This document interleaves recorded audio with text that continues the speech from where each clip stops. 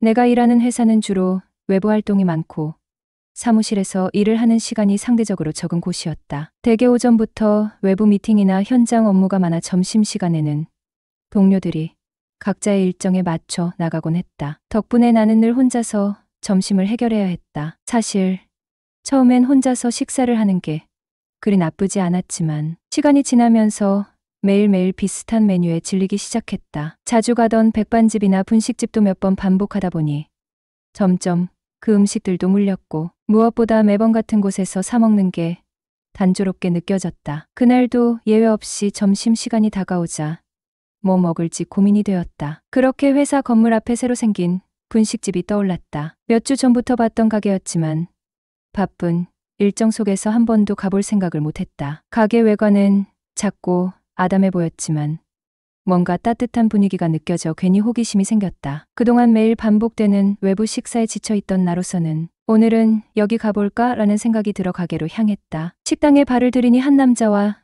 여자가 먼저 와 있었다. 남자는 정말 조폭인가 싶을 만큼 큰 손과 험악한 인상을 하고 있었다. 어휴, 무섭게 생겼네. 속으로 생각하며 자리에 앉았는데 주인 아줌마가 환하게 웃으며 나를 맞이했다. 어서 오세요. 뭐 드릴까요? 만두국 하나 주세요. 처음 오셨죠? 드셔보시고 입맛에 맞으시면 자주 오세요. 네, 감사합니다. 그 순간 내 시선은 주인 여자에게로 갔다. 40대 중후반쯤 되어 보이는 그녀는 화사한 얼굴에 묘한 매력을 풍겼다. 짧은 핫팬츠에 맨발로 털 슬리퍼를 신은 모습까지 어딘가 도발적이면서도 자연스러웠다. 그저 음식을 기다리며 식사를 하러 왔을 뿐인데 시선은 자꾸만 그녀를 따라다녔다. 음식이 나왔지만 맛은 뒷전이었다. 주인 여자는 나를 힐끔 보더니 피식 웃었다. 그 미소는 마치 의식적으로 내 시선을 즐기는 것 같았다. 키는 163cm 정도? 커다란 눈, 도톰하고 윤기 나는 입술까지 모든 것이 완벽했다. 이런 데서 일할 사람 같지는 않은데 결혼은 했겠지? 남편이 누구인진 몰라도 부럽다. 생각이 이어질 즈음 그녀가 먼저 말을 걸었다. 처음 오셨죠? 음식이 입맛에 맞으면 앞으로 자주 오세요. 하하, 맛이 좋네요.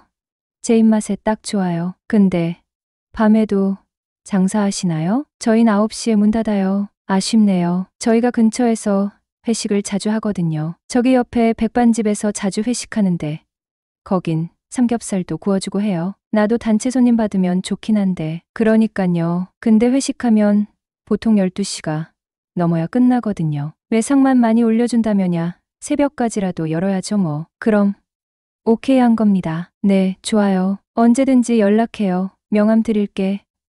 조만간 연락드리죠. 그렇게 계산하고 나왔습니다. 번호를 저장하고 카카오톡 프로필 사진을 확인했는데 아기 사진 없고 남편 사진도 없었고 다만 바다에 눕는 의자에 앉아 다리만 찍은 사진을 프로필 사진으로 해놨는데 태닝을 했는지 까만 피부에 형광색 페디큐어가 눈에 띄더군요. 진짜 남자친구 없나? 어떻게 하지 머리를 굴리던 찰나 친한 직원들을 꼬셔서 가야겠다 라고 생각했습니다. 속으로 생각했죠. 오늘 당장 회식하자고 물어봐야겠다.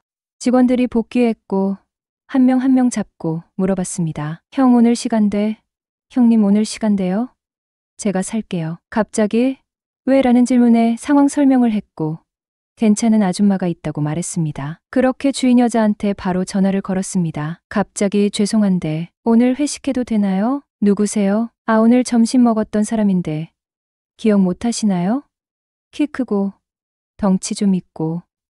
오늘 죄송해요. 오늘은 조금 힘들겠네. 아, 알겠습니다. 저도 갑자기 죄송합니다. 죄송해요, 삼촌. 쉽게 되는 게 없네. 그럼 그렇지 하는 찰나 5분 지났나? 전화가 걸려오는 겁니다. 삼촌, 오늘 손님 받아도 될 것 같아. 몇 시쯤 올 거야? 잘 됐네요. 7시쯤이요. 뭐 드시고 싶은 거 있어요? 아무거나 상관없어요. 비싼 걸로 주세요. 그래도 저 때문에 밤늦게까지 일하시는 건데 시장에서 참돔을 사온 게 있다고 참돔 조림을 해준다고 해서 알겠다고 했다. 형님들 진짜 저 좀 도와주세요. 오랜만에 연애 한번 하고 싶다고 했다. 그래 아오야 형님들만 믿어라. 얼마나 새끈하길래 일이 안달이 났노. 삼촌 왔어. 참돔 조림이랑 마땅한 게 없어서 육회 사놨어. 참 이거 상차림비요. 이거 받으시고 별도로 음식값 지불할게요. 옆집에서도 이렇게 해서요. 아, 안 이러셔도 되는데. 그럼 팁이라고 생각하고 받는다. 호호. 참돔 조림이 나오고 육회도 나오고 소주가 한 병 두 병 늘어가고 있을 때 동시가 너는 키도 크고 듬직하고 돈도 잘 벌고 여자친구가 왜 없냐? 서빙하던 미씨가 갑자기 말을 끊더니 삼촌 여자친구 없어? 저 솔로로 지낸 지 꽤 됐어요. 얘 여자친구 없어요. 보기보단 착해요. 그러게 왜 없을까? 내가 봐도 괜찮은데. 이상하네. 아줌마가 좀 데리고 가요. 우리도 놀아주느라 죽겠어. 그러지 말고 안 바쁘면 와서 한잔해요. 아휴, 초면에 어떡해. 그때 아줌마에게 전화가 왔다. 잠깐만. 가게 문 닫았어. 나 오늘 늦어. 그럼 나 조금만 마실게요. 전화를 끊고 난 뒤 자연스럽게 내 옆에 앉았다. 자, 첫 잔은 소맥이지. 한 잔 받으세요. 아이, 이러다 큰일 나는 거 아닌가 몰라. 한 잔 줘요. 그럼 내가 맛있게 말아드릴게.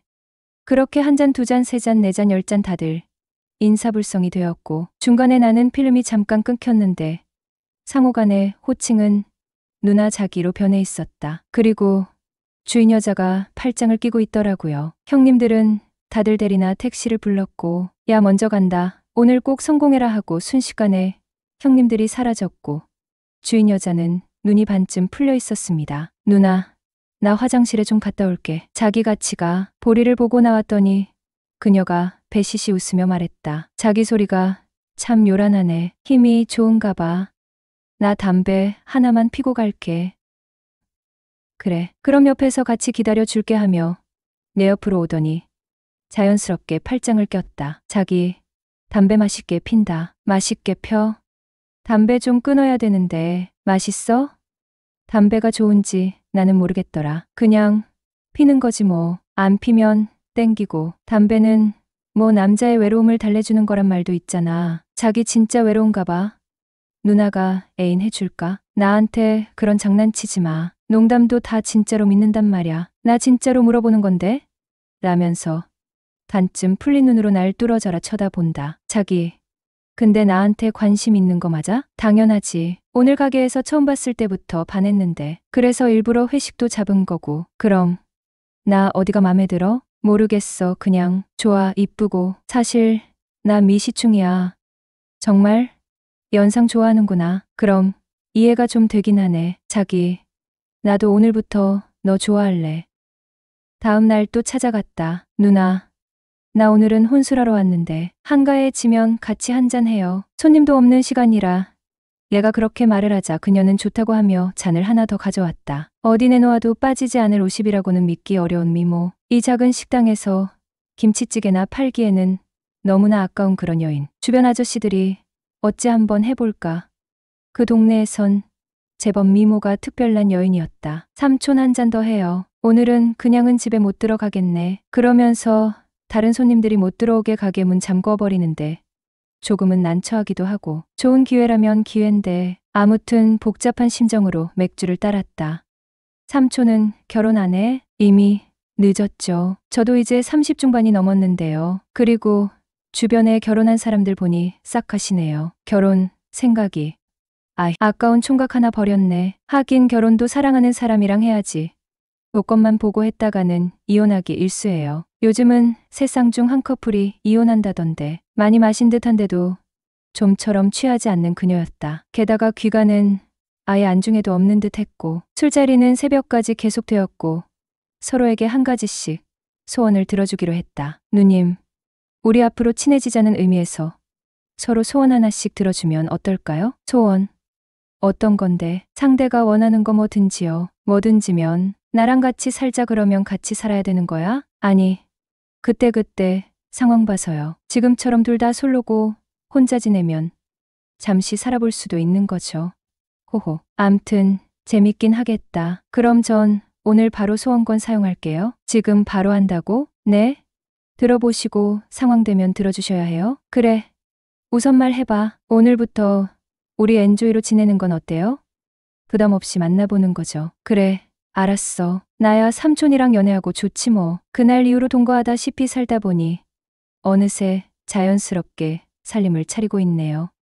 안녕하세요. 저는 올해로 40살이 된 남성입니다. 제 여자친구는 저보다 13살 많은 53살입니다. 이 관계가 시작된 배경을 말씀드리자면 저는 과거에 몇 번의 연애를 통해 결혼에 도전했지만 계속 실패를 겪으며 마음의 상처를 안고 있었습니다. 1년, 3년씩 연애를 이어가던 여자들과 결혼을 이야기하다가 결국 파국을 맞았고 그 이후로는 외로움과 허탈감 속에서 지내던 시기가 길었습니다. 그런 가운데 지금의 여자친구를 만나게 되었습니다. 처음엔 단순히 엔조이라고 생각하며 시작한 관계였습니다. 그녀는 살가운 성격을 지녔고 배우 김성령을 떠올리게 하는 세련된 외모를 가지고 있었습니다. 그녀와의 첫 만남에서 느낀 매력 덕분에 관계는 자연스럽게 발전하여 일주일도 채 되지 않아 연인 관계로 이어졌습니다. 당시 저는 37살이었고 인생에서 가장 힘들고 외로운 시기를 보내고 있었죠. 모든 것이 어둡고 막막했던 그 시절.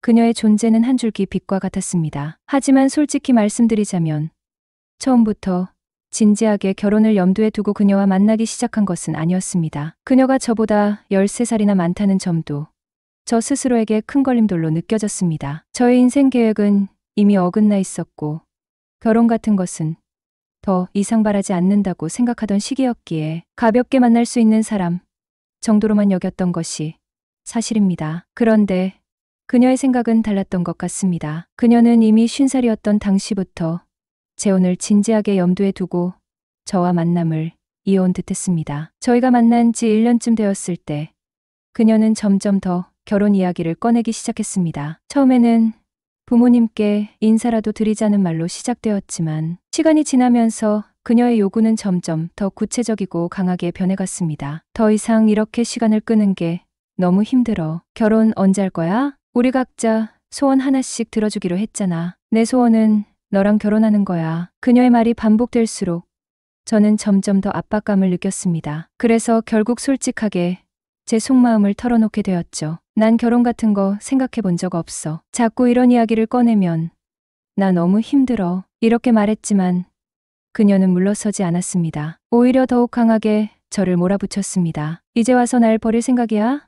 난 너와 함께하는 미래를 꿈꾸고 있는데 내가 이렇게 나오면 정말 힘들어. 그녀의 말에는 상처받은 감정이 가득 담겨 있었고 저는 그런 그녀를 보며 죄책감을 느끼기도 했습니다. 하지만 동시에 그녀의 지속적인 압박에 점점 더 지쳐갔습니다. 정말 올해까지 결혼하지 않는다면 차라리 헤어지자. 이렇게 어정쩡한 관계는 싫어. 너와 함께 있으면서도 난 외로워. 그녀의 말이 반복될수록 제 마음은 점점 복잡해졌습니다. 저는 정말 그녀를 떠날 생각이 없었습니다. 그녀와 함께한 시간은 저에게 너무나 소중했고 그녀의 따뜻한 성격과 배려심은 제가 그동안 만나왔던 누구와도 비교할 수 없을 만큼 큰 위안이 되었거든요. 하지만 결혼이라는 주제는 저에게 너무 무겁고 어려운 과제처럼 느껴집니다. 결혼은 단순히 두 사람의 약속으로 끝나는 것이 아니라 가족, 사회적 책임, 그리고 미래에 대한 약속이